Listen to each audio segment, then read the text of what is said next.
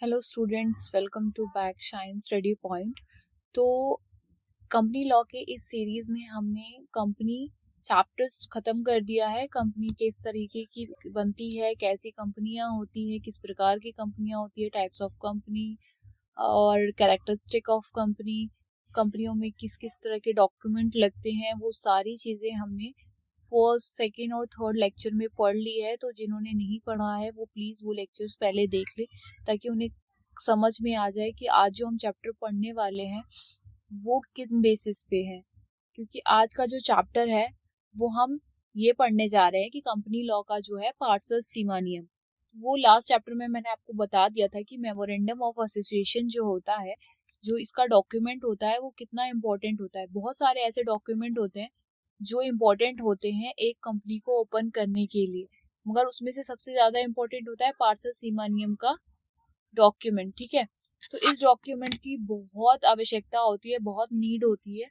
और इसको क्या कैसे, मतलब इसका अर्थ क्या होता है, परिभाषा क्या होती है, वाक्य क्या होते हैं, ये सारा कुछ मैं पार्ट फर्स्ट में इसके इसका बैक वाला जो आप लेक्चर देखेंगे उसमें मैं बता चुकी हूँ कि किस तरीके से इसका पार्सल सीमा नियम का क्या मीनिंग होता है, किस तरह का डॉक्यूमेंट होता है ये, इसकी क्या क्या परिभाषाएं होती है और क्या क्या क्लॉजेज होते हैं, वो सारा मैंने लास्ट चैप्टर में, लास्ट लेक्चर में पढ़ा दिया है। तो प्लीज वो लेक्चर जाकर आप एक बार देख लीजिए ताकि आपको कोई कंफ्यूजन ना हो। तो अब जो हम पढ़ने जा रहे हैं वो है इसमें परिवर्तन, क्योंकि बहुत सारी ऐसी चीजें होती हैं जो टाइम टू टाइम इसमें चेंजेस करने पड़ते हैं, जो भी नीड पड़ती है उसके अकॉर्डिंग। ठीक है, तो परिवर्तन का तात्पर्य पहले है क्या, ऑल्ट्रेशन क्यों होती है। देखो, आपको ही पता है बहुत सारी ऐसी चीजें होती है जिसमें बहुत कुछ गलत हो जाता है, तो फिर सही भी करना पड़ता है उसको। अब उसको वैसे तो छोड़ नहीं सकते हो, या कुछ हमें ऐड ऑन करना होता है, या कुछ हटाना होता है, मतलब कोई नियम कोई ऐसा रेगुलेशन हो या कोई ऐसे रूल्स हो जो हमें कंपनी में ऐड करने हैं या कुछ हटाने हैं कुछ लोगों के लिए। तो इन सब के लिए हमें पहले इस वाले डॉक्यूमेंट को सही करना पड़ता है। ठीक है, तो उसको कैसे ठीक किया जाता है और क्या क्या चीजें ठीक की जाती है इसमें, वो सारी चीजें हम पढ़ेंगे। क्योंकि हम सब चीजें नहीं ठीक कर सकते, इसीलिए कुछ चीजें होती है, मतलब कुछ ऐसे ऐसे नियम होते हैं जिनमें ही हम सिर्फ परिवर्तन कर सकते हैं, बाकी सब में नहीं कर सकते। अब परिवर्तन का तात्पर्य क्या होता है, परिवर्तन में वृद्धियां, मैंने कहा कुछ ऐड करना है, कुछ ऐसी चीजें आ गई है जैसे कुछ कंपनी के लॉज बढ़ गए हैं, जो लॉ मीन्स आगे से कार्यालय द्वारा बढ़े हों या फिर कहीं से भी बढ़े हों, तो उसको भी हमें ऐड करना पड़ेगा।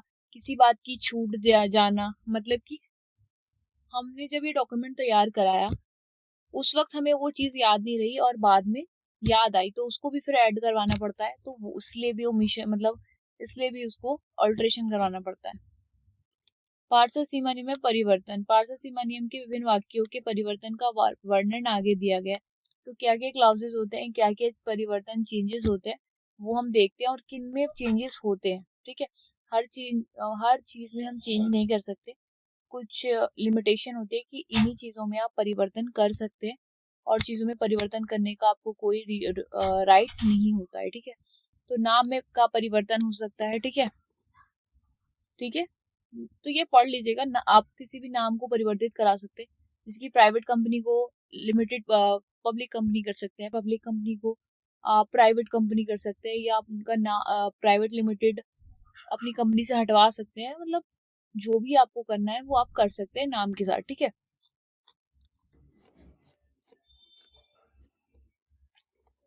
फिर है इसका फर्स्ट पॉइंट ये है और इसका सेकंड पॉइंट ये है। देखो, अब इसमें भी है कि आप नाम कितने दिन में बदल, अब यहाँ लिखा हुआ है, देखो मैं तुम्हें आपको बेसिक बेसिक चीजें बता दे रही हूँ ताकि आपको याद करने में इजी भी हो और समझने में भी हो।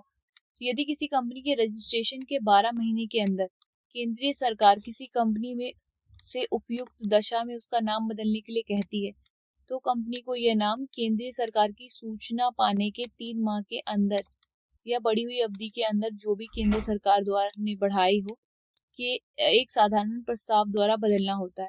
अब क्या है कि कंपनी जब रजिस्ट्रेशन हम कराते हैं, सिंपल वर्ड में जब रजिस्ट्रेशन कराते हैं तो केंद्रीय सरकार 12 महीने देती है। ठीक है, 12 मतलब जब कंपनी ओपन हुई, मतलब समझ लो कंपनी अभी ओपन हुई, इसके 12 महीने बाद अगर केंद्रीय सरकार को ऐसा लगता है कि इस कंपनी का नाम चेंज कराना चाहिए, कोई भी ऐसी सिचुएशन हुई हो या कुछ भी ऐसी प्रॉब्लम हुई हो, तो उसके अकॉर्डिंग अगर नाम चेंज करवाना है तो कंपनी कैसे चेंज कर सकती है? जब उसकी सूचना मिलती है उस डेट के बाद 3 महीने, 3 महीने उनको एक टाइम लिमिट होती है कि इस 3 महीने के अंदर अंदर उन्हें वो नाम चेंज करना पड़ेगा, या जो भी उनका टाइमलाइन हो, लिमिटेड टाइम जो भी दिया हो केंद्रीय सरकार ने, तो उन टाइम लिमिटेड के मतलब टाइम पीरियड के अंदर अंदर उन्हें अपना नाम चेंज करके दोबारा से रजिस्टर्ड करवाना पड़ेगा। ठीक है, अब देखो मैंने बोला आपको दोबारा से, क्योंकि आपने नाम चेंज कर दिया, वो नाम तो रहा नहीं, तो आपको दोबारा से बताना पड़ेगा, रजिस्ट्रेशन कराना पड़ेगा, वो कंपनी आपकी रही नहीं, तो फिर परिवर्तित नाम का पंजीकरण होना, उसको फिर आपको फिर से पंजीकरण करवाना पड़ेगा। जो भी उसमें डॉक्यूमेंट्स लगेंगे या जो भी दस्तावेज लगेंगे वो रजिस्ट्रार ऑफिस में जाके आपको फिर से नए नाम के साथ रजिस्ट्रेशन कराना पड़ेगा, आपको फीसेस देने पड़ेंगे, जो भी प्रक्रिया होती है वो आपको करनी पड़ेगी। ठीक है, फिर है सेकेंड, रजिस्टर्ड कार्यालय में परिवर्तन। मतलब आप ये भी कर सकते हैं कि आपका रजिस्टर्ड कार्यालय या तो बंद हो गया हो या ट्रांसफर हो गया हो या कुछ भी ऐसा इशू हुआ हो, तो आप चेंज कर सकते हैं। देखो जैसे लिखा है, रजिस्टर्ड कार्यालय में परिवर्तन की विधि कैसी है? स्थानांतरण का प्रकार मतलब ट्रांसफर का, प्रस्ताव और सूचना स्वीकृति। ठीक है, एक ही शहर या गांव में एक स्थान से दूसरे स्थान पर स्थान, जैसे बताया कि ट्रांसफर हो गया या कहीं चेंज हो गया हो, अब उनकी भी तो कंपनी है, वो भी जगह जगह के अकॉर्डिंग चेंज करते जाएंगे। तो अगर वो चेंज हो गया है तो संचालक मंडल का प्रस्ताव, ठीक है, 30 दिन के अंदर रजिस्ट्रार को सूचना उनको देना पड़ेगा, मतलब ये चीज है। फिर है क्या, एक ही राज्य में और एक ही शहर से दूसरे गांव में स्थानांतरण होना। इसमें था एक शहर या गांव से एक स्थान से दूसरे स्थान पर, मतलब एक ही गांव में है मगर उस स्थान चेंज हो गया। अब इसमें क्या है, एक राज्य से दूसरे राज्य चला गया, मतलब ये समझ लो जैसे कि दिल्ली में ही रह के कोई कल्याणपुरी से सरोजनी चला गया है, या चिराग दिल्ली से पुरानी दिल्ली चला गया, इस तरीके से। और इसमें क्या हुआ, दिल्ली से मुंबई चला गया या मुंबई से राजस्थान चला गया, तो विशेष प्रस्ताव मतलब स्पेशली आपको प्रस्ताव देना पड़ेगा, और ये टाइम लिमिट है कि इतने में आपको करना पड़ेगा। ठीक है, जैसे मैंने बताया आपको कि फर्स्ट वाला या तो ये हो सकता है कि एक ही शहर में रहे बस जगह चेंज हो जाए, दूसरे में ये हो सकता है कि एक राज्य से दूसरे राज्य चला जाए। जब एक राज्य से दूसरे राज्य चला जाता है तब आपको एक स्पेशली प्रस्ताव देना पड़ेगा। ठीक है, और ये टाइम लिमिट सेम रहती है। फिर है एक ही राज्य में एक रजिस्ट्रार के अधिकार क्षेत्र से दूसरे रजिस्ट्रार के अधिकार क्षेत्र में स्थानांतरण। अब ये अधिकार सिर्फ हुआ है, ठीक है, ट्रांसफर, ये पूरा का पूरा ट्रांसफर नहीं हुआ है, तब भी इसमें आपको विशेष प्रस्ताव देना होगा, रीजनल डायरेक्टर से पुष्टि भी लेनी पड़ेगी। तो ये चीजें आप पढ़ लीजिएगा, बहुत अलग अलग टाइप से ट्रांसफर भी होते हैं। ठीक है, और एक और है एक राज्य से दूसरे राज्य में स्थानांतरण। ठीक है, इस तरीके से, तो इसमें भी विशेष, ओ सॉरी, ये जो था आपका एक ही राज्य में एक शहर गांव शहर से दूसरे शहर गांव में स्थानांतरण, और ये क्या था, एक ही शहर या गांव में एक स्थान से, अच्छा ये एक ही गांव में है और एक शहर में, ये राज्य है पूरा। ठीक है, मतलब पूरा स्टेट है, मैं ये सॉरी ये गलती हो गया कि एक ही राज्य से, मतलब कि एक स्टेट से एक शहर गांव से दूसरे शहर गांव। अब ये था कि एक मतलब है तो ये दिल्ली में ही, मैं एक बात जैसे बता देती सेकंड वाला कि आपका ये है दिल्ली में ही। ठीक है, बस सरोजनी से कल्याणपुरी चला गया, चाणक्यपुरी चला गया, या फिर चिराग दिल्ली से पुरानी दिल्ली चला गया, और ये था एक ही शहर या गांव में एक स्थान से दूसरे स्थान पे, मतलब है वो एक ही शहर गांव में, बस एक स्थान से मतलब एक मोहल्ले से दूसरे मोहल्ले में ट्रांसफर हो गया, हो जाता है कभी कभी जगह के अकॉर्डिंग, तो हो जाता है। ठीक है, तो वो है। और ये है कि एक राज्य से मतलब ये पूरा स्टेट ही चेंज हो गया, मतलब दिल्ली से बिहार, जो मैंने ऊपर बताया था वो इसमें था, वही मैं कहूँ इसमें क्या प्रॉब्लम थी। तो केंद्रीय सरकार द्वारा अनुमोदन, फिर आपको सेंट्रल गवर्नमेंट के थ्रू स्वीकृति एक्सेप्टेंस लेनी पड़ेगी, आपको प्रस्ताव देना पड़ेगा, फिर वो एक्सेप्टेंस करेंगे इस चीज। ठीक है, फिर फर्स्ट है, एक कंपनी यदि अपने रजिस्टर कार्यालय को एक ही शहर में एक स्थान से दूसरे स्थान पर ले जाती है तो इस पार्षद सीमा नियम का परिवर्तन नहीं माना जाता है। इसके लिए केवल संचालक मंडल द्वारा प्रस्ताव पारित किया जाना होता है तथा की सूचना 30 दिन के अंदर रजिस्ट्रार को दी जाती है। तो जब अपने रजिस्टर कार्यालय को वो एक शहर से एक ही स्थान से दूसरे स्थान पर ले जाएगी, रहेगा एक ही शहर में।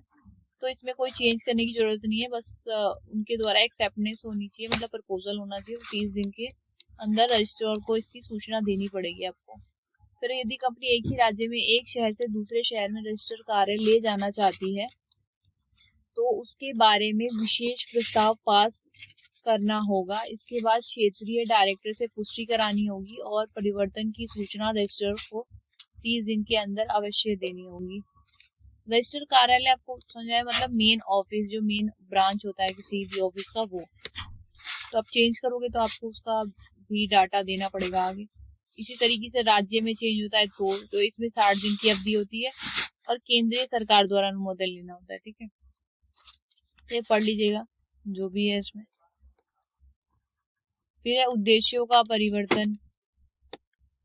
फिर उद्देश्य में भी चेंजेस आ जाते हैं। जैसे लिखा है, उद्देश्य वाक्य का परिवर्तन करना अत्यंत कठिन है क्योंकि विधान द्वारा इसके परिवर्तन के लिए कुछ सीमाएं निर्धारित की गई। किसी कंपनी के उद्देश्य को केवल उसी सीमा तक परिवर्तित किया जाता है जहां तक कि अधिनियम परियोजनाओं के ऐसा परिवर्तन करना आवश्यक है। मतलब उसमें जो भी चेंजेस होंगे, उसमें क्लॉजेस जो भी होंगे, उसी के अकॉर्डिंग आप चेंज कर सकते हैं, उससे ज्यादा चेंज नहीं कर सकते। तो ये भी प्रॉब्लम एक आ जाती है। फिर असहमत अंशधारियों को निकासी का अवसर। अब जो इस चीज से असहमत होंगे कि भाई नहीं चेंज होना चाहिए, क्यों परिवर्तन हो रहा है, इससे हमें लॉस होगा, मतलब बहुत अलग अलग ऑनर से अलग अलग बुद्धि होती है सबकी, सब अपने अकॉर्डिंग ही सोचते हैं। तो उन्हें अगर लगेगा कि भाई हमारी जो रकम है वो डूब जाएगी और हमें लॉस हो जाएगा, हमें ये नहीं करना है, तो फिर वो एग्जिट हो जाते हैं, वो अपना पैसा मांगते हैं वापस और चले जाते हैं। तो ये भी एक बहुत बड़ी प्रॉब्लम हो जाती है। ठीक है, फिर है उद्देश्य परिवर्तन की रजिस्ट्री होना। तो जो भी उद्देश्य है आपका, जो भी अगर आप चेंज कर रहे हैं तो वो भी रजिस्टर, ठीक है, जो भी आप चेंज करा रहे हैं वो सब की रजिस्ट्रेशन ही रजिस्टर्ड होना चाहिए। फिर अंश पूंजी का परिवर्तन। एक सीमित दायित्व वाली कंपनी अपने अंश पूंजी में परिवर्तन निम्न दशाओं में किसी भी रूप में कर सकती है। ठीक है, तो ये याद रखिएगा, जो मैंने आपको पहले भी बताया था।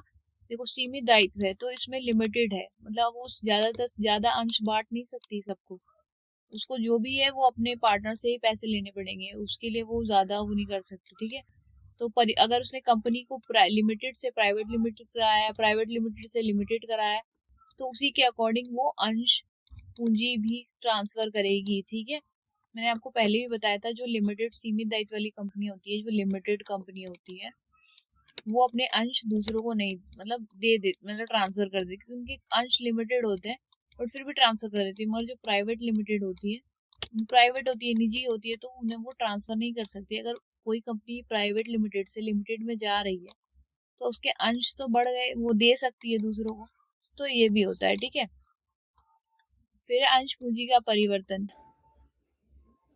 2 बार हो गया ये। कैसे कैसे होता है ये मैं यहाँ पे बता दे रही हूँ। अंश पूंजी को बढ़ाकर, वो अंश पूंजी को बढ़ा देगी, मैंने बताया प्राइवेट से लिमिटेड में जाएगी तो उसके अंश बढ़ जाएंगे। अंश पूंजी को घटाकर, लिमिटेड है तो वो अपने अकॉर्डिंग ही उसको बढ़ा और कम कर सकती। पुनर्गठन करके, मतलब वो अपने अंशों को फिर से नए अंश की तरह ट्रांसफर कर सकती है, चेंजेस कर सकती है उसमें, तो इस तरीके से वो कर सकती है। ठीक है, तो जो भी पार्षद सीमा नियम का क्लाउजेस होता है ना, उसके अकॉर्डिंग ही चेंज होता है। ठीक है, और वो फिर रजिस्ट्रेशन ऑफिस में हमें, क्योंकि मैंने आपको उस लास्ट चैप्टर में भी बताया था कि हमें अंश पूंजी जो होता है उसका भी बायोडाटा देना पड़ता है कि आप कितने अंश ट्रांसफर कर रहे हैं, कहाँ कहाँ से आपके पास पैसे आ रहे हैं, कितने अंशधारी होंगे, कितना की कंपनी का विभाजन होगा, कौन कौन से पार्टनर्स होंगे, तो सारा बायोडाटा देना पड़ता है। तो अगर आप कंपनी चेंज कर रहे हैं, उसका नाम चेंज कर रहे हैं, या पार्षद सीमा नियम में कोई परिवर्तन हो रहा है, तो उन सब में भी परिवर्तन होगा।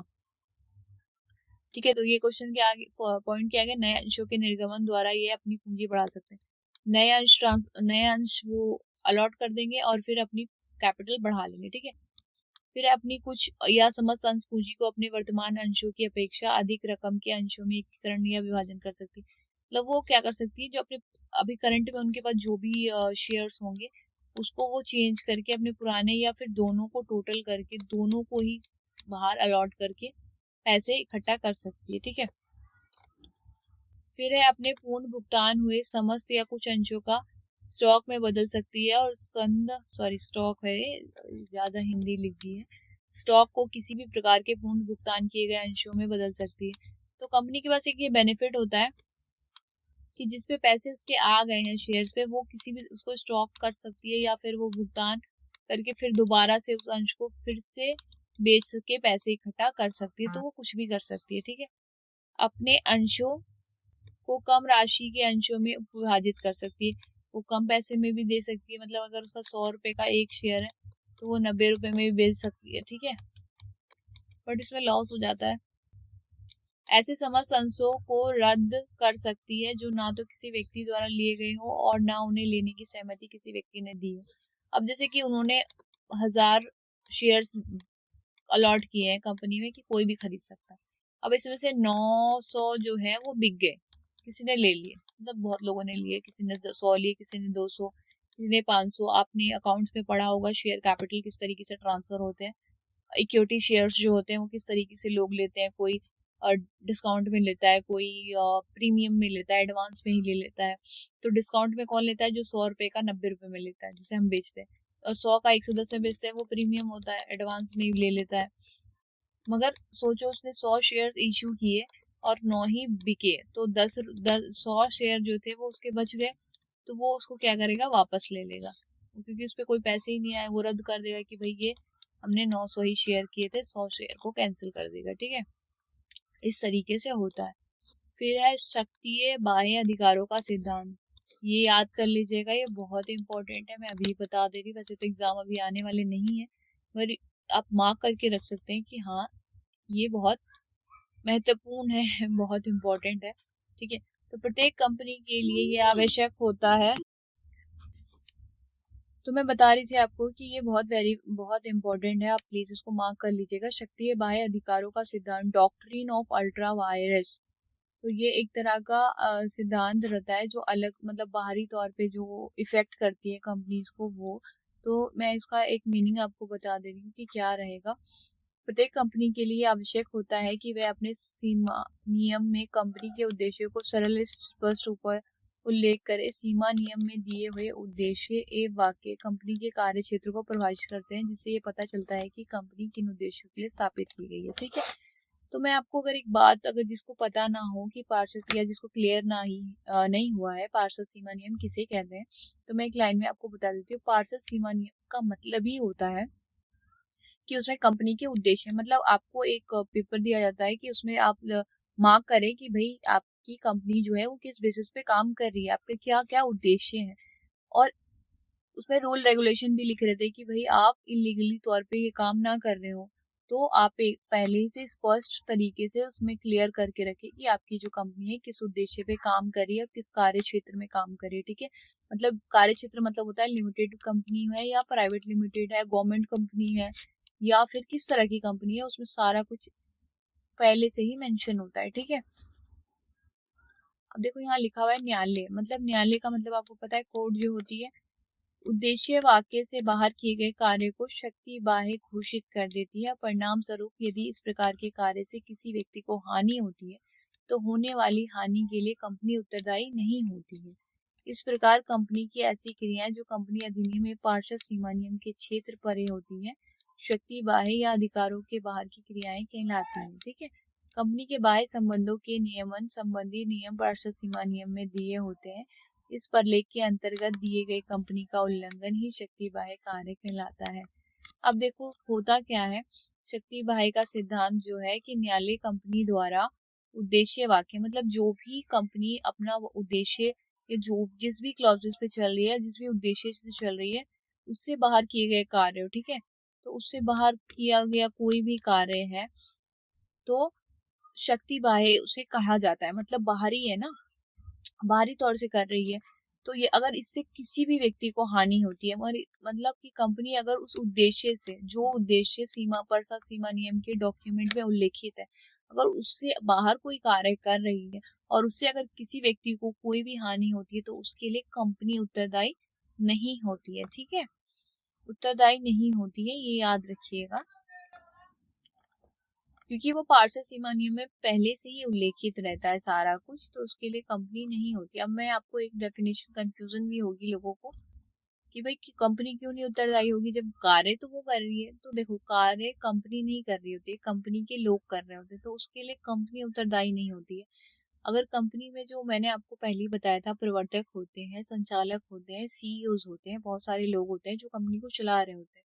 तो अगर वो उस कंपनी के उद्देश्यों के अकॉर्डिंग, उसके अनुसार नहीं चल रहे होंगे, और कंपनी में कोई भी चीज़ उन्होंने मेंशन नहीं की होगी, बताई नहीं होगी, जो मेल के थ्रू होती है या फिर किसी डॉक्यूमेंट के थ्रू होती है, या किसी भी तरीके से वो उन्होंने बताया नहीं है कंपनी को कि हम ये कार्य कर रहे हैं, और उसके बाद वो कंपनी किसी व्यक्ति को हानि पहुंचा देती है, तो उसके लिए कंपनी नहीं, वो व्यक्ति उत्तरदायी होगा, और क्षतिपूर्ति वो खुद देगा। ठीक है, ये बात है। तो ये शक्ति बाह्य का सिद्धांत होता है। मैं आपको एक डेफिनेशन यहाँ पे लिख रखा है मैंने, कि शुरू में सन 1862 में कंपनियों के लिए एक अधिनियम पास किया गया था, जिसके अनुसार उद्देश्यों के परिवर्तन पर प्रतिबंध लगाए गए थे। उस टाइम उद्देश्य परिवर्तन नहीं हुए थे, मगर बाद में होते थे। इन्हीं प्रतिबंधों के कारण ऐतिहासिक मामले में शक्ति बाह्य का सिद्धांत प्रतिपादित किया गया। उद्देश्य वाक्य से बाहर किए जाने वाले कार्य का सभी अंशधारियों द्वारा सर्व संपत्ति से किया गया अनुसमर्थन भी अवैध ठहराया गया। देखा, मैंने आपको बताया कि इस पे पहले प्रतिबंध था, आप उद्देश्य चेंज नहीं कर सकते, मगर कंपनी के लोग अगर उस उद्देश्य से बाहर कोई कार्य करेंगे तो ऑफ कोर्स सी बात है वो अवैध होगा। तो वो कौन करते हैं? अंशधारी करते हैं, मतलब जो उसके ऑनर्स होते हैं या फिर संचालक होते हैं, वो भी। तो वो अवैध होता है, ठीक है, इलीगल होता है।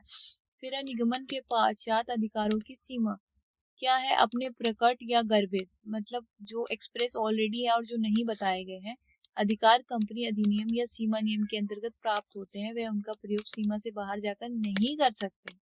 ये मना है, बिल्कुल। अधिकार सीमा से बाहर जाकर किए जाने वाले कार्य नियमानुतीत होते हैं, और इस नियम को शक्ति बाह्य का सिद्धांत कहते हैं। ठीक है, मतलब वो अपना बाहरी तौर से शक्ति यूज करते हैं, तो इसलिए इसको शक्ति बाह्य, मतलब बाहर का सिद्धांत कहते हैं। ठीक है, ये याद रखिएगा आप।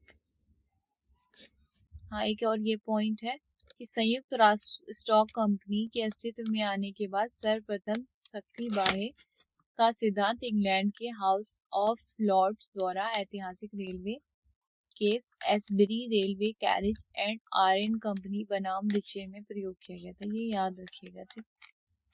तो कोई बड़ी बात नहीं है, इसको पढ़ लीजिएगा आप। बहुत इजी वे में मैंने लिखा है। इसका जो पीडीएफ का लिंक होगा वो मैं इसके डिस्क्रिप्शन में दे दूंगी, ताकि वहां से आप जाके डाउनलोड करके पढ़ सकते हैं, बिल्कुल। क्योंकि मैं पढ़ा रही हूँ तो मैं एक एक लाइन भी नहीं पढ़ा रही हूँ, आपको सिर्फ बेसिक बेसिक बता रही हूँ, ताकि आपको सारी चीजें समझ में जाए। मगर आपको डिटेल में पढ़ना है, क्योंकि बहुत सारे ऐसे स्टूडेंट होंगे जिनके पास बुक ही नहीं होगी, क्योंकि DOSOL वालों को बुक्स बहुत स्टूडेंट्स को नहीं मिलती है, वो प्रोवाइड नहीं करते हैं। तो मैंने पीडीएफ दे दिया, आप प्लीज़ वहाँ जाके पढ़ लीजिएगा, ताकि आपको कोई कंफ्यूजन ना हो। वर्ड टू वर्ड मैंने सारी चीज़ें लिखी है। अगर फिर भी आपको कोई कंफ्यूजन होती है तो प्लीज़ कमेंट सेक्शन में अपना जो भी कंफ्यूजन होगा, जो भी डाउट होगा, वो लिख दीजिएगा, तो मैं वहाँ से आपका डाउट क्लियर कर दूंगी। ठीक है, फिर प्रत्येक प्रकार की शक्ति बाह्य या अनाधिकृत क्रियाओं का संक्षिप्त विवरण नीचे दिया गया है। किस किस तरह की होती हैं क्रियाएं, वो है। तो आपको ये है कि कंपनी अधिनियम के आधार पर कंपनी अधिनियम के आधार पर अनाधिकृत क्रियाएं, ठीक है। तो कंपनी अधिनियम में बहुत सारी ऐसी क्रियाएं हैं जो करना मना है, अवैध है, उसके बाद भी लोग करते हैं। तो वो कौन सी क्रियाएं हैं? ठीक है, क्या है? पूंजी में से लाभांश का भुगतान आपको करना मना है, आप ये नहीं कर सकते हैं। फिर अनाधिकृत पूंजी का निर्गमन नहीं कर सकते, जिस पूंजी को आप आगे अलॉट नहीं कर सकते वो कर देंगे तो भी प्रॉब्लम है। वैधानिक आवश्यकताओं को पूरा किए गए बिना ही कंपनी की पूंजी को कम करना, ठीक है। तो जो लीगल है, मतलब जो पहले कंपनी का है, पहले वो आपको पेमेंट्स करनी होगी, वो फुलफिल करना होगा रिक्वायरमेंट, उसके बाद ही आप कुछ कर सकते हैं। फिर हरण किए गए अंशों की बिक्री के लाभ का सदस्यों में बांट देना। तो जो भी ऐसे तरीके के लाभ को सदस्यों में बांट देते हैं, ये बांटना बिल्कुल अवैध है, नहीं बांट सकते आप। आपको अगर ये बांटेंगे तो ये शक्ति बाय, मतलब आप अपनी शक्तियों का यूज कर रहे हैं, वो भी बाहरी तौर से। तो ये गलत होगा, ठीक है। तो आप ये नहीं कर सकते। फिर है पार्षद सीमा नियम के आधार पर शक्ति बाह्य कार्य।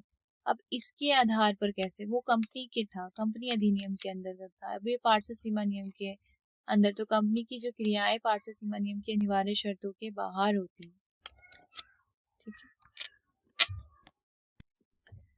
तो मैं आपको बता रही थी, ये जो है पार्षद सीमा नियम के आधार पर शक्ति बाह्य क्रियाएं, मतलब आप इस डॉक्यूमेंट के आधार पे कैसे आप शक्ति बाह्य कार्य कर सकते हैं। तो इसमें बहुत सारी शर्तें होती हैं, बहुत सारी ऐसी चीजें होती है जो लिखी होती है। कंपनी की जो क्रियाएं पार्षद सीमा नियम की अनिवार्य शर्तों के बाहर होती है वो। फिर है सेकेंड, पार्षद सीमा नियम के बाहर पर कंपनी अधिनियम के अंदर के कार्य, ठीक है। मतलब कुछ क्लाउजेस होते हैं इसके खुद के, ये कंपनी, ये डॉक्यूमेंट तैयार होता है, इसमें खुद के एक रूल रेगुलेशन होते हैं, ठीक है, जो इससे बाहर होते हैं मगर कंपनी अधिनियम में ऑलरेडी वो एग्जिस्ट करते हैं, तो वो वाले कार्य, ठीक है। फिर है शक्ति बाह्य क्रियाओं का प्रभाव क्या पड़ता है कंपनी पे। ये भी इम्पोर्टेंट है, आप पूरा पॉइंट पढ़ लीजिएगा इसका, कि इससे रिलेटेड जो भी चीजें हैं, कंपनी का बद ना होना, कंपनियों के अधिकारों के बाहर की गई क्रियाओं के लिए कंपनी बाध्य नहीं होती, बाध्य ही है। ये कार्य शून्य होते हैं और एक शून्य कार्य को पुष्टिकरण भी नहीं किया जा सकता, तो ये कंपनी के लोगों द्वारा किए जाते हैं, इसलिए कंपनी इसके लिए बाध्य नहीं होती। मैंने आपको फर्स्ट चैप्टर में बताया था, कंपनी एक कृत्रिम व्यक्ति होती है और कृत्रिम और उसका खुद का एक वैधानिक अस्तित्व होता है। इसकी क्रियाएं और इसके में काम करने वाली लोगों की क्रियाएं बिल्कुल अलग होती है। तो जो उसमें काम कर रहे हैं लोग, वो उसके काम के लिए ये जिम्मेदार नहीं होती है, ठीक है। दावा नहीं किया जाना, शक्ति बाह्य कार्यों के लिए ना तो कंपनी पर मुकदमा चलाया जा सकता है, क्योंकि कंपनी ने किया ही नहीं है, तो कंपनी पे कैसे मुकदमा आप करा सकते हो, वो तो लोगों ने किया है ना, ठीक है। फिर अपरिवर्तनीय होना, कोई भी निर्णय जो शक्ति बाह्य अनुबंध पर आधारित होता है प्रभावपूर्ण नहीं होता है, अपरिवर्तनीय होता है, उसको आप चेंज नहीं करा सकते, क्योंकि वो ऑलरेडी इलीगल होता है, व्यर्थ होता है, शून्य होता है। ये सारे वर्ड आपने बिजनेस लॉ में सेमेस्टर फर्स्ट में पढ़े होंगे, जो मैं वर्ड बोल रही हूँ। तो ये अगर आपको फिर भी कंफ्यूजन हो तो प्लीज मुझे कमेंट कर दीजिएगा।